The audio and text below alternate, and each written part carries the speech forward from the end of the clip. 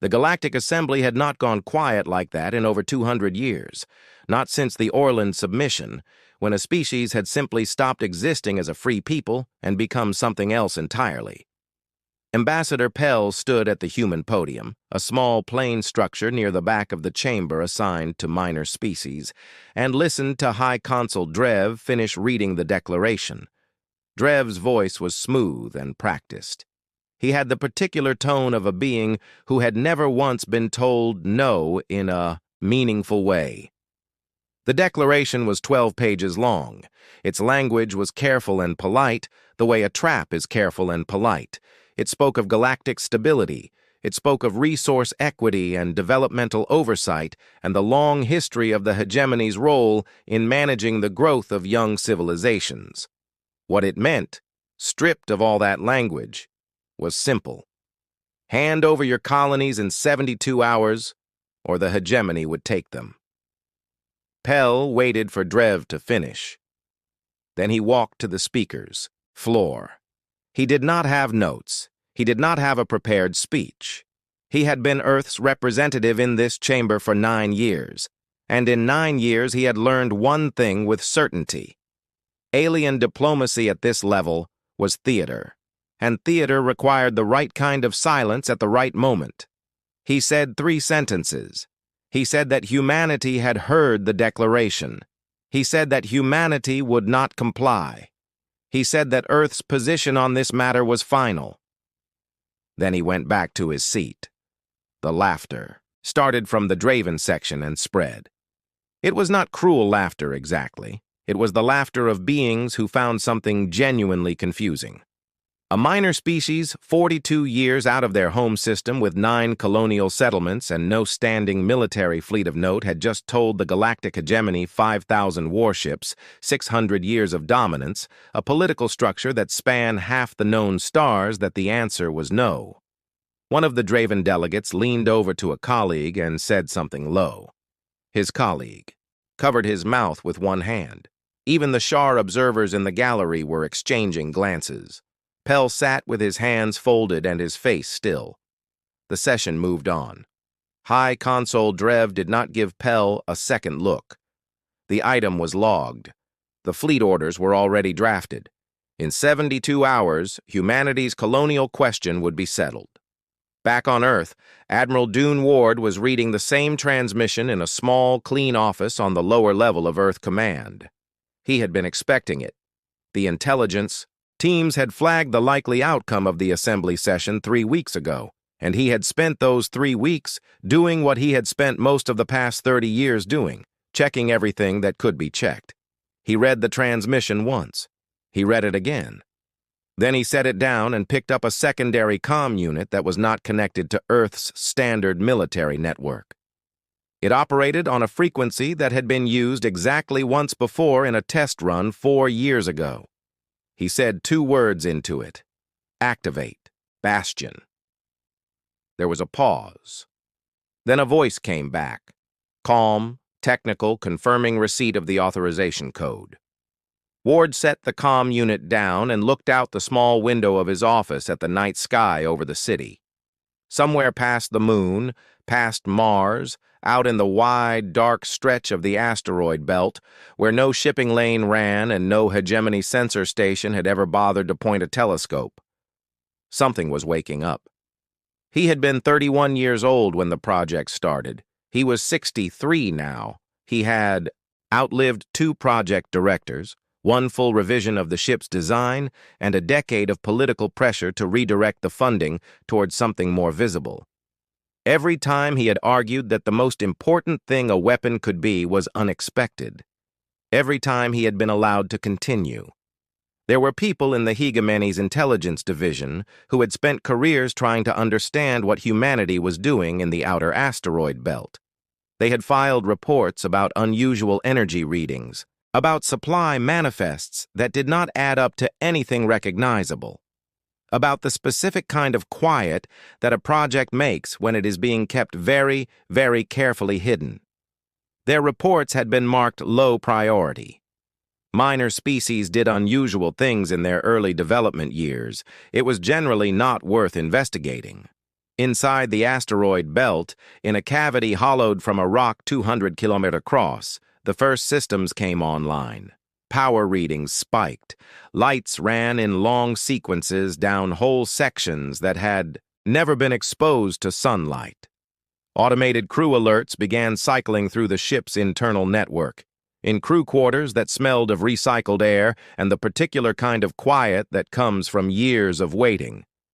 People started moving. Dr. Aldo Brin was the first one through the reactor core door. He had built it piece by piece over 18 years. He had explained its design to 4 different admirals and twice to government oversight panels who had needed to understand in plain terms what exactly they were funding. He put his hand flat against the warm metal of the primary casing and listened to the sound it made when it ran at full power for the first time outside of a controlled test. It was a low, deep hum. It was the sound of something that had been waiting a very long time and was now finally being allowed to do what it was built for. In the assembly chamber, the laughter had faded. High Consul Drev was moving on to the next item of business. The human declaration had been noted and filed. Pell sat in his small seat at the back of the chamber and did not look at his comm unit. He already knew what it would say. Nobody on Earth had ever seen ISV Bastion from the outside, not in full. The asteroid cavity that housed it was too narrow for that kind of view. And in 30 years of construction, there had never been a reason to pull back far enough to see it whole. Dr. Aldo Bren thought about this as the ship moved toward open space for the first time. The exit was slow, automated guidance. Systems, inching a hole the size of a small city through a passage that had been carved exactly wide enough to allow it, with 40 meters of clearance on either side. He was watching from the internal viewport near the engine section. The rock walls moved past outside the glass close enough that he could read the blast marks from the original excavation work. He had been there for that work. He had been there for most of the work. 18 years building the reactor, 4 more in final ship integration, 3 years of systems testing inside the cavity before anyone had been willing to call it done. He was 61 years old and had spent the better part of his career in a rock. The viewport brightened as the forward hull cleared the asteroid face. The stars appeared. Bren watched the rest of the ship emerge into open space, a shape that had no reference point in anything he had seen before because it had been designed by people who had looked at every warship in the known galaxy and decided to start over. Captain Railstone did not watch the departure from a viewport. He watched it from the command deck through sensor feeds and position confirmations, surrounded by officers who had trained for this moment for between 3 and 8 years, depending on their assignment date. He had a habit, which his previous crews had noted, of being very still when things were at their most significant. No adjustment in posture, no visible tension. His second officer had once told him that his resting state and his highest alert state were externally identical. Rail considered this a compliment. The ship cleared the asteroid and entered open space. The automated systems ran through their departure sequence. Everything performed exactly as tested. Weapons Officer Kira ran the pre-departure check from her station. There were 41 separate systems to confirm. Some took 30 seconds each. She had run this check 6 times in rehearsal. Earth had spent 40 years watching every conflict in the galaxy. They had watched the Drain-Orlan conflict. They had watched the Second Sherry border wars. They had watched 3 smaller species get absorbed into the hegemony without a shot fired simply because they had nothing capable of making resistance cost enough. Humans had taken notes, not just on what weapons worked, on what made a fleet hesitate, on what made a commander reconsider, on the specific kind of fear that settled into a ship's crew when something appeared on their sensors that had no reference point. ISV Bastion had been designed for that hesitation. Every design choice, from the hull density to the energy output of the main array, had been made with the same goal: arrive and be unclassifiable. Kira finished her check and sat with her hands on the console for a moment. She thought about a scenario her instructors had returned to again and again. They called it the most important scenario in her entire training. It did not involve a firing solution. It involved the deliberate, conscious choice not to use one. The harder she thought about it, the more sense it made. Sir Malik was at the communication station running calibration of the wideband array. She had written the message she would send when they arrived. She had started with a full paragraph, context, authority codes, diplomatic language.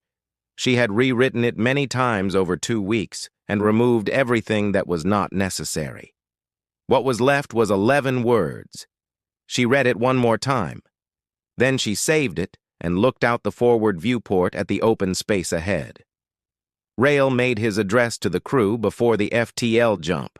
He had written 3 drafts. All 3 were too long. He deleted them and spoke without notes. He said that the ship was ready. He said the crew was ready. He said their job was simple: arrive, stand, and hold.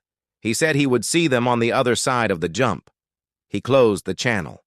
In the medical bay, one of the junior technicians asked the chief medic, a woman named Osai, who had spent 6 years in trauma surgery before this assignment, if she was nervous. Osai thought about it. She said nervous was the wrong word.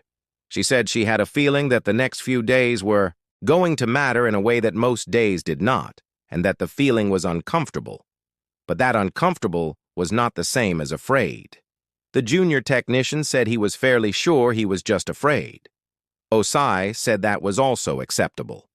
On 3 hegemony listening posts at the outer edge of the SAW system, sensors picked up an anomalous gravitational reading. As ISV Bastion entered the jump lane, the automated systems flagged it as low priority. A minor species with limited FTL capability ran unusual tests, sometimes. Nobody pulled the report. Nobody read it. The jump was clean. 17,000 people lived on Ardan 4. Most of them were miners or engineers or the families of miners and engineers. People who had come to the edge of settled space because the work was steady and the land grant was real, and the distance from Earth's noise felt, at least for the first few years, like something close to freedom. The alert had come through at local dawn.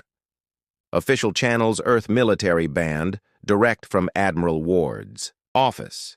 It said a hegemony fleet was inbound. It said the colony's defense force was to hold position and take no action. It said that help was on the way. Colony Defense Commander Ren Addisona read the message 3 times. Then he went to the window of the command post and looked up at the sky. They were already there. 431 ships in a spread formation that covered the upper atmosphere from horizon to horizon when you looked up at the right angle. The sun was just coming up, and the ships caught its light and scattered it. And from the ground it looked almost beautiful in the way that a burning building is sometimes beautiful before you understand what you are looking at. Addisona had 9 ships. He had just been told by his own admiral not to use them. He put the message down and called his flight crews to stand by. Not launch standby. He had followed orders for 20 years in Earth's defense service, and he had learned to trust the people above him because the people above him had generally been right. He was finding that trust harder to maintain than usual. In orbit, Commander Grath stood at the center of his flagship's command deck and looked at the planet below. Green and brown at the poles, orange dust at the equator. The hegemony's geological survey had been thorough. The mineral deposits under the northern continent were worth more than the colony's entire GDP over its first 30 years of operation. It was not complicated. It had never been complicated. He had done this 12 times. 12 worlds. 12 flags. 12 species who had stood in front of their populations and tried to explain why resistance was not possible. It was always the same at the end. A species reached a certain point and understood that some fights could not be won, and a rational species chose survival over a point. Graff opened a channel to the colony's command frequency and delivered his prepared address. He kept it short. He mentioned galactic stability. He mentioned the hegemony's long record of fair administration of absorbed territories. He mentioned the 72-hour deadline and the fact that it had now passed. He did not mention what would happen if the colony failed to respond. He did not need to. They knew. There was no reply from the colony. Graf noted this and closed the channel. Silence was not unusual at this stage. Sometimes they needed time to reach the obvious conclusion. At the system's outer edge, aboard a SHAR observation platform, journalist Yale had been transmitting live for 6 hours. His audience was the largest of his career. Species across 12 systems were watching the feed. 2 Sherry Council members had sent personal messages asking him to keep transmitting regardless of outcome. He kept transmitting. His analysis partner, Doss, was reviewing data from the platform's deep-range array. Something had triggered the sensors 40 minutes ago. A gravitational anomaly large inbound from the direction of Sol. The automated classification had tagged it as sensor interference. Doss looked at the numbers again. Sensor. Interference did not maintain a consistent velocity. Sensor interference did not hold a straight heading through a gravity gradient. Sensor interference did not produce a mass reading that caused the array to recalibrate twice in 30 minutes. He pulled up the tracking data on his secondary screen. Whatever was inbound, it was moving with purpose. It was very large. The mass estimate kept revising upward as more data came in. He told Yale looked at the numbers. Yale looked at the camera. He decided for the first time in his broadcasting career that the right thing to do was say nothing and keep the camera pointed at the outer system. On the planet below, a mine supervisor named Halls had abandoned the morning shift. He was standing outside the main entrance of the northern extraction facility with about 40 other workers, all of them looking up. The ships overhead were not moving. They were just there, filling the sky, waiting. One of the younger workers asked if Earth was going to do something. Hals had grown, up reading history. He had read about every major conflict in Earth's short interstellar story, about every negotiation and every instance where humanity had been told that the universe was arranged in a certain way and humans were near the bottom of that arrangement. He said he thought Earth was already doing something. The worker asked what said he did not know exactly, but the Admiral had said help was coming. And in his experience, when Earth's military said something was coming, they had generally already decided what it was going to be. On the Sherry platform, the incoming mass reading revised upward again. Doss calculated the arrival time, 19 minutes, he told Yale. Yale turned the camera fully toward the outer system and held it there without speaking. On Ardan IV, Adisa was still at the window. His comm officer had just relayed the same anomaly reading from the platform. He read the Admiral's message one more time. Help is coming. He looked back up at the sky. The sensor operator on Grath's flagship had a name that translated in the Draven language as second reading. His parents had named him this because they were sensor operators too, and believed deeply in the discipline of not trusting the first number you saw. He was looking at a number now that he had read 5 times. It had not changed. He ran the diagnostic clean. He recalibrated the long-range array. The number adjusted slightly and then returned. He cross-referenced with the 2 nearest ships in the fleet, and their arrays returned the same reading.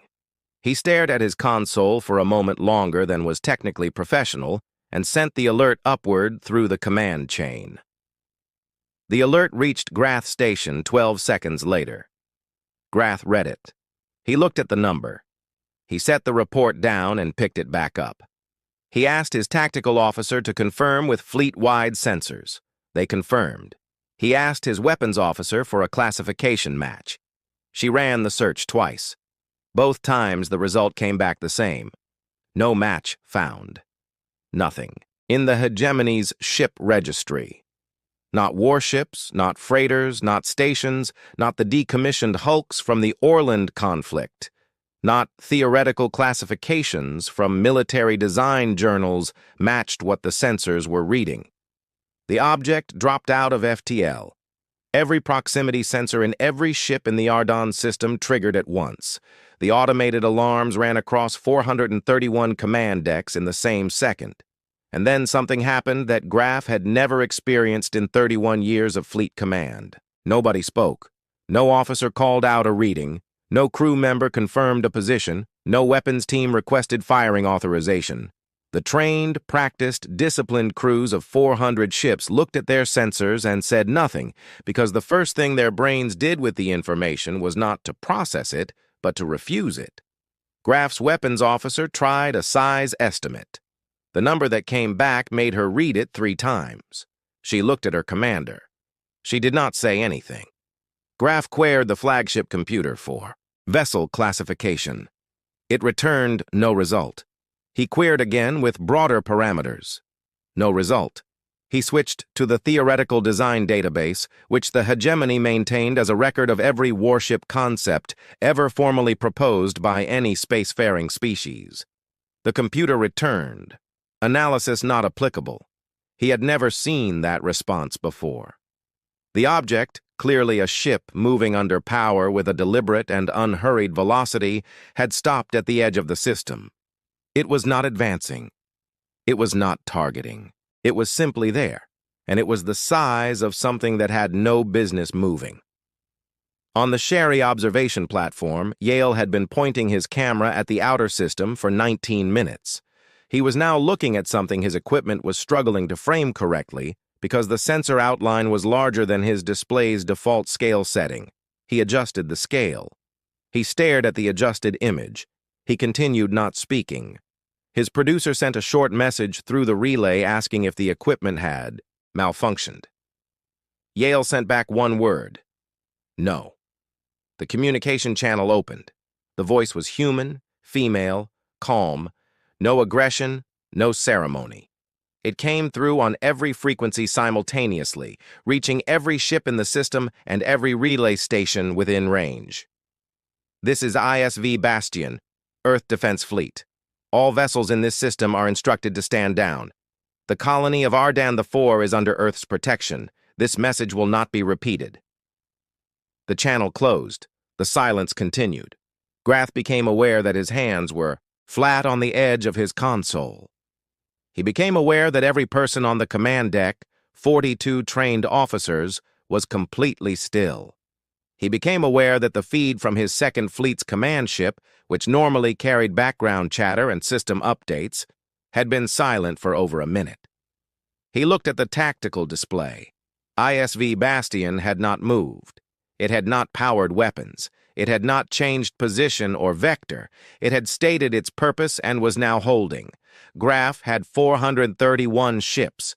He had a hegemony directive, a council resolution, and a legal framework that gave him complete authority over this system. He had been in difficult command situations before and had acted anyway because that was what command required. He sat in his chair. He did not give an order. In the hegemony assembly, High Consul was in his private office when the transmission came through on the emergency channel. He watched the sensor feed from the Ardan system for 4 minutes without moving. His chief of staff entered and stood near the door. Drev said nothing. The chief of staff said carefully that the fleet was awaiting updated orders. Drev continued watching the sensor feed. The object in it had not moved. His analysts had added a size comparison graphic, the largest hegemony warship placed beside the sensor outline for scale. It had been on screen for 2 minutes. He had not looked away from it. He said he needed time to consider the situation. His chief of staff said that Commander Graf was also waiting. Drev said he was aware of that. On Ardan IV, Addisona had walked outside. He was standing in the open afternoon air looking up. The hegemony ships were still there in the upper atmosphere, but his calm officer had just played him the transmission through the external speaker. He stood quietly for a moment. Then he said out loud to no one in particular that he thought they could stop waiting now. The impact registered as a minor vibration through the forward hull. Not a shudder, not a jolt, a vibration, the kind that might come from a heavy door closing somewhere in the ship's lower levels. Kira Wen looked at her console. External cameras showed the fatting energy bloom where a full hegemony cruiser barrage had struck Bastion's forward section. She ran the hull integrity check. The result came back in under 2 seconds. 0 damage. She ran it again. Same result. She watched the last of the energy bloom disperse against the hull plates and thought briefly about what the hegemony commander had just spent on a barrage that produced a minor vibration. She thought about the scenario her instructors had called the most important one in her training. Do not fire back.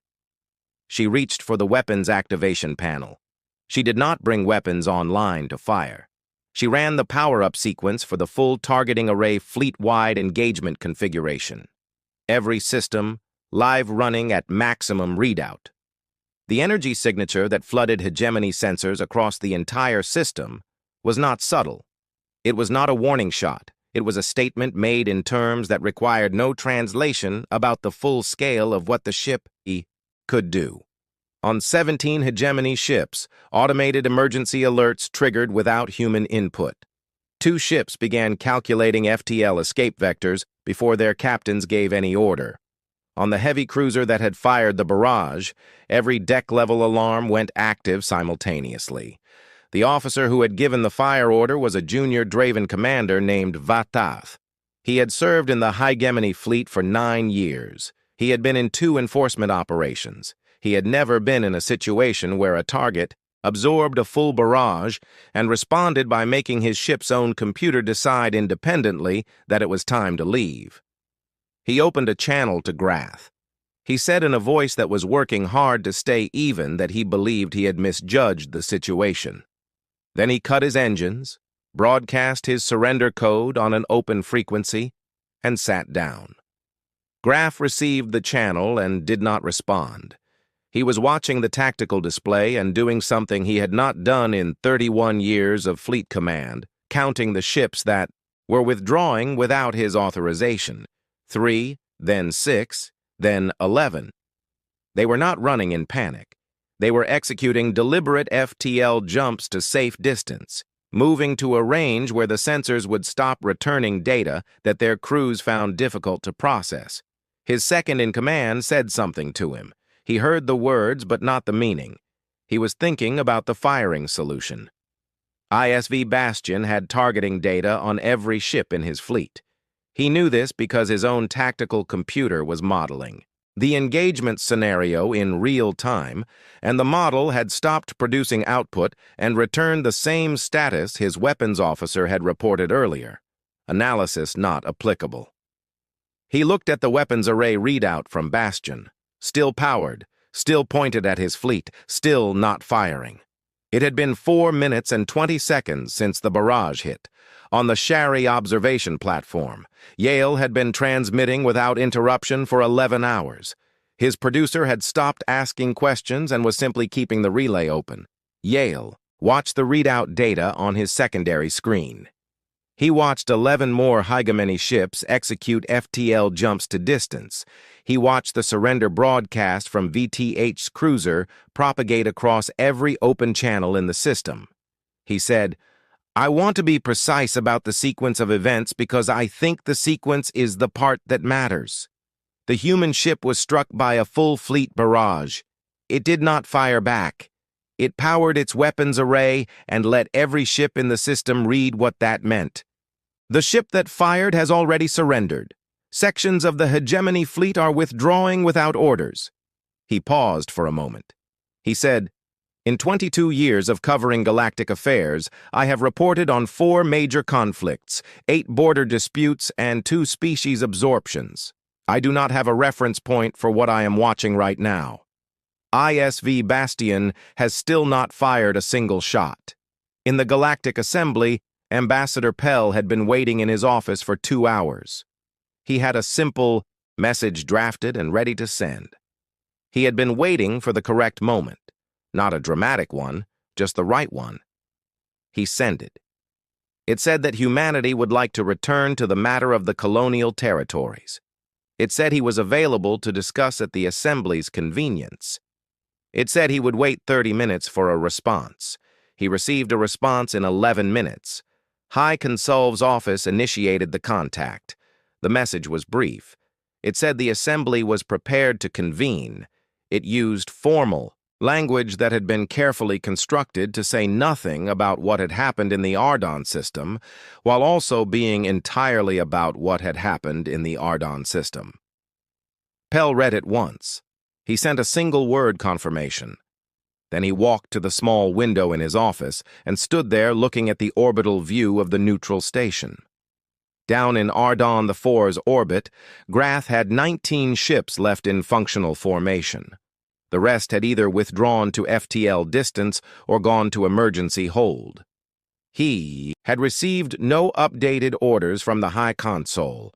He had Bastion on his screen, unmoving weapons array still live. He composed the fleet withdrawal order. He sent it without requesting confirmation from the High Consul's office. Some decisions he had learned that day required you to make them yourself. The recall order reached Grath while he was composing a message to his own records office. It came through on the Command Authority channel, the one that bypassed fleet protocols marked with the High Consul's authorization code. He read it. He sat with it for a moment. He had spent 31 years in the Hegemony military. He had followed orders across 4 conflicts and 2 border actions and 12 colonial enforcement operations. He had never once in 31 years written a resignation letter while still in active command. He was writing one now, not out of shame. He was too old for shame to be the first feeling. He was writing it because he understood, sitting in his command chair with the recall order on his screen and ISV Bastion still on his sensor display, that the version of the galaxy his career had been built on had quietly stopped being the current version. The career that fit that galaxy no longer matched the one that fit this one. He sent the recall to the remaining fleet and set a clear withdrawal route out of the system. His navigation officer noted something as the fleet began moving. ISV Bastion, which had held its position without moving for over 2 hours, opened a short-range communication channel to the Hegemony flagship. The message was, not words. It was a standard courtesy signal, a navigational clearance code acknowledging the fleet's departure vector and confirming open passage. The navigation officer looked at the code for a moment. It was the kind of signal that one fleet sent to another as a matter of professional courtesy. No aggression, no record of what had happened. Just here is your lane. You may use it safely. She said quietly that the humans were giving them a way home. Grath did not respond. He approved the departure heading and did not look at the Bastion sensor feed again. Below, on Ardon IV, Adisa watched the last of the Hegemony ships clear the upper atmosphere. He was standing outside the command post in the early afternoon light. His 9 ships were still on standby. They had never launched. His youngest crew member, a 23-year-old technician 8 months into her first posting, came and stood next to him and asked if it was over. Adesona thought about the question carefully. He said this part is in the Galactic Assembly. The emergency session Pell had requested was the fastest convened in 300 years of recorded assembly history.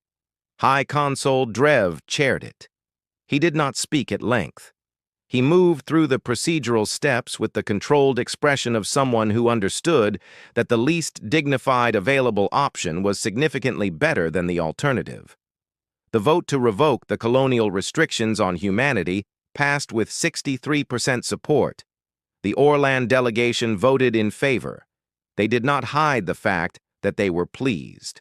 One of their senior delegates, an elderly woman who had been in the assembly for 20 years, remained in her seat long after the vote, looking at nothing in particular, with an expression that was not quite a smile, but was the closest thing to one her face could arrange.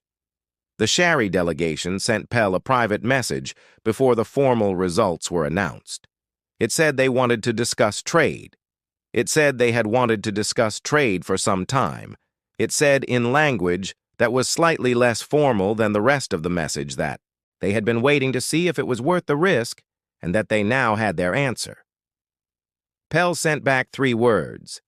Our door is open. In the following 72 hours, Earth received official contact from 11 species. Some wanted defense consultations. Some wanted trade routes. Some wanted to understand technically and diplomatically how a civilization classified by the hegemony as a developing minor species had constructed something the hegemony's own databases could not categorize. One species, a quiet old civilization on the far edge of Sherry space that had not made official contact with any other species in 60 years, sent a single message to Earth's representative. It said, "We thought we were the only ones who remembered how to wait." Earth's diplomatic office took 2 full days to compose a reply careful enough to deserve that message.